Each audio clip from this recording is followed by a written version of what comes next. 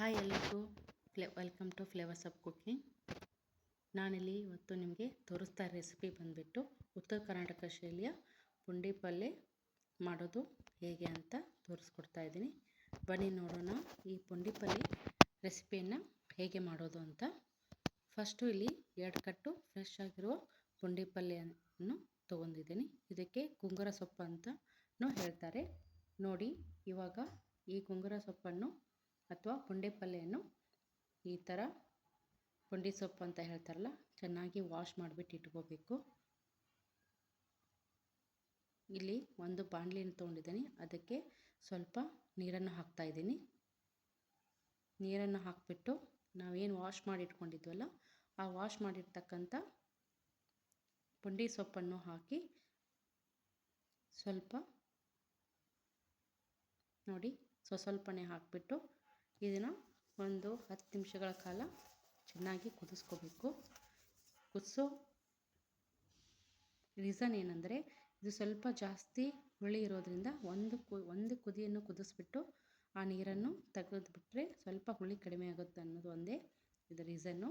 So ನೋಡಿ, ಇವಾಗ ಈ ಥರ ಕುದಿಸಿದ ಮೇಲೆ ಸ್ವಲ್ಪ ಇದ್ರ ಕಲರ್ ಚೇಂಜ್ ಆಗುತ್ತೆ. ನೋಡಿ, ಈ ಥರ ಸ್ವಲ್ಪ ಬ್ರೌನಿಷ್ ಬರುತ್ತೆ.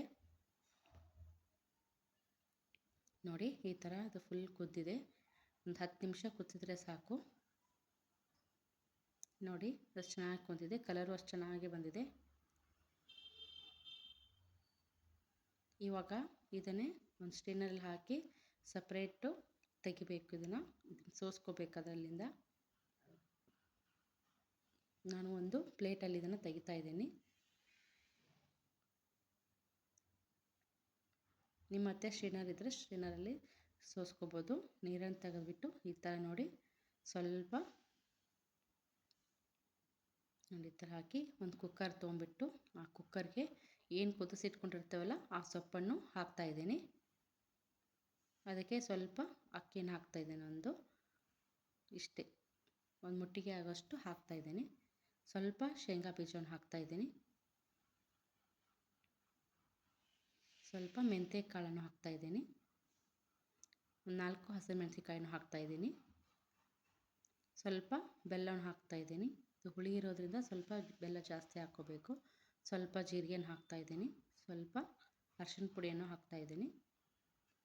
ಈಗ ಸ್ವಲ್ಪ ನೀರನ್ನು ಹಾಕಿಬಿಟ್ಟು ಎಷ್ಟು ಬೇಕೋ ಅಷ್ಟು ನೋಡಿ ಹಾಕ್ಕೊಳ್ಳಿ. ಇವಾಗ ಲಿಡ್ಡನ್ನು ಕ್ಲೋಸ್ ಮಾಡಿಬಿಟ್ಟು ಗ್ಯಾಸ್ ಸ್ಟವ್ ಆನ್ ಮಾಡಿಬಿಟ್ಟು ಇದನ್ನು ಇಟ್ಟು ಒಂದು 2-3 ವಿಸಿಲ್ ಬರೋವರೆಗೂ ವೆಯ್ಟ್ ಮಾಡಿ. ವಿಸಿಲ್ ಬಂದ ತಕ್ಷಣ ಇದನ್ನು ಆಫ್ ಮಾಡಿ. ನಿಮಗೆ ಬೇಕಂದರೆ ರವೆ ಅನ್ನೋದು ಹಾಕ್ಕೋಬೋದು. ನಾನಿಲ್ಲಿ ಅಕ್ಕಿಯನ್ನು ಯೂಸ್ ಮಾಡಿದ್ದೀನಿ.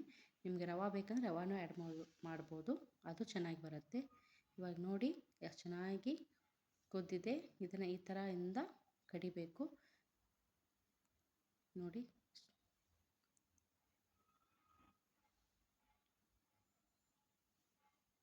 ನೋಡಿ ಎಷ್ಟು ಚೆನ್ನಾಗಿ ಕಡಿಬೇಕು. ಸ್ವಲ್ಪ ಎಲ್ಲ ಮಿಕ್ಸ್ ಆಗಬೇಕಿದು.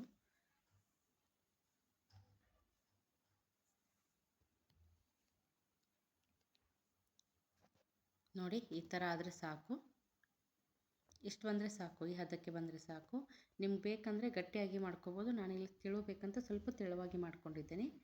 ನೋಡಿ, ಮತ್ತೆ ಒಂದು ಬಾಣಲೆ ಇಟ್ಕೊಂಡು ಅದಕ್ಕೆ ಒಂದು 4-5 ಸ್ಪೂನು ಎಣ್ಣೆನ ಹಾಕ್ತಾಯಿದ್ದೀನಿ. ಇದಕ್ಕೆ ಸ್ವಲ್ಪ ಸಾಸಿವೆ, ಸ್ವಲ್ಪ ಜೀರಿಗೆನ ಹಾಕ್ತಾಯಿದ್ದೀನಿ. ಸ್ವಲ್ಪ ಕರಿಬೇವಿನ ಸೊಪ್ಪನ್ನು ಹಾಕ್ತಾಯಿದ್ದೀನಿ. ಸ್ವಲ್ಪ ಇದು ಫ್ರೈ ಆದ ತಕ್ಷಣ ಒಂದು 4-5 ಪೀಸು ಹಸಿ ಬೆಳ್ಳುಳ್ಳಿನ ಸಿಪ್ಪೆ ಸುಲಿದಿಟ್ಟು ಜಜ್ಜಿಬಿಟ್ಟು ಹಾಕಿ, ಅಂದರೆ ಟೇಸ್ಟ್ ಚೆನ್ನಾಗಿ ಬರುತ್ತೆ.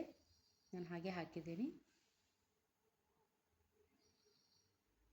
ಅಂದರೆ ಅದು ಸ್ಮೆಲ್ಲೆಲ್ಲ ಬಿಡುತ್ತಲ್ವ, ಅದಕ್ಕೆ ಟೇಸ್ಟ್ ಎಲ್ಲ ಚೆನ್ನಾಗಿ ಬರುತ್ತೆ.